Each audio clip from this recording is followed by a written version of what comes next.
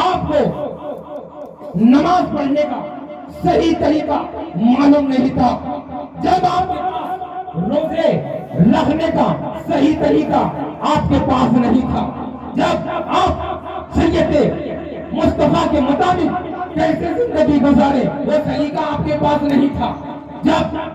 آپ کو قرآن پڑھنے کا صحیح طریقہ آپ کے پاس نہیں تھا، جب اسلامی کلچر کو لاگو کرنے کا صحیح موقع آپ کے پاس میں نہیں تھا، اسی دور کے اندر، اسی زمانے کے اندر، اسی وقت کے اندر میرے آقا حضور سیدنا مدد العالمین رضی اللہ تعالیٰ نے ان چلوں کو قائم کیا تھا، ان تقیوں کو قائم کیا تھا کہ جب تم کو نماز کا صحیح طریقہ یاد نہ ہو تو ان چلے ان تقیوں میں آ جانا، میرا ملنگ لیتا ہوگا، میرا ملنگ لیتا ہوگا، وہ علم جانتا ہے، وہ نماز پڑھتا ہے، وہ نماز پڑھنے کا صحیح طریقہ تم کو عطا کرے گا۔ مدار پاک رضی اللہ تعالیٰ نے چلوں کو قائم کیا اس بنیاد پر کہ جب چلہ ختم ہوا مدار پاک چلنے لگے، اپنے ایک غلام کو وہاں پر مکمل طریقے سے چھوڑ دیا، قائم کر دیا، اور جب وہ رہنے لگا تو مدار پاک نے وہ تمام شریعت مصطفیٰ کا جو علم تھا اس کے سینے میں ڈال دیا اور کہا کہ بیٹا اب کوئی نمازی اگر تمہارے پاس نماز پڑھنے کے لیے آئے تو اس کو نماز پڑھنے کا صحیح طریقہ بتانا،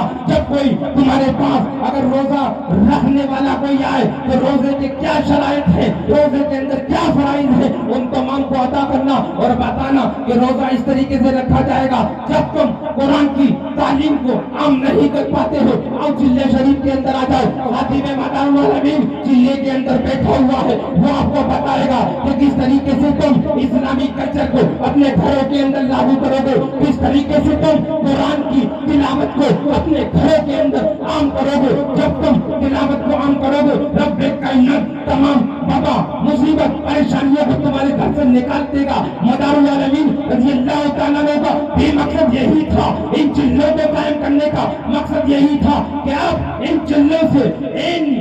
تقیوں سے اب جو بھی چمٹ جائے گا، جو بھی ان تقیے اور چلوں کے بارگاہ میں جائے گا ان کا غلام بن جائے گا، وہ قسم خدا کی شریعت مطالعہ کا پابند بن جائے گا۔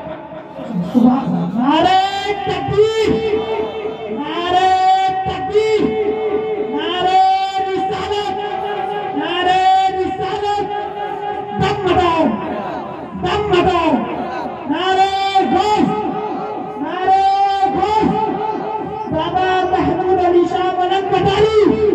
نعرہ تکبیر، نعرہ رسالت۔ جب ہم کو چلوں سے وہ تمام علم کی باتیں ملنے لگی، ان چلوں سے، ان تقیوں سے ہم کو قرآن و حدیث کا پیغام ملنے لگا، ہم کو اچھائی کا راستہ ملنے لگا، ہمیں نماز پڑھنے کا صحیح طریقہ ملنے لگا، ہمیں اچھوں کے اندر کس طریقے سے رہا جاتا ہے ہم کو وہ طریقہ ملنے لگا۔ قسم خدا کی تو پھر وہی چلے پر ملنگ بیٹھتا ہے اور پھر بڑے ذوق اور شوق کے ساتھ کہتا ہے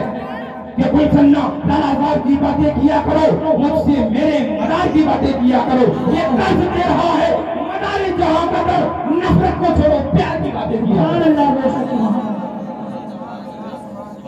تو ہم پیار کے لیے بنے ہیں، نفرت کے لیے نہیں۔ ہر سلسلہ ہمارے سر کا تاج ہے، اس کی وجہ پوچھو، ہر سلسلے کے اندر سرکار حضور زندہ شاہ مدار کی دو نسبتیں قائم ہیں، ایک تو مدار پاک کا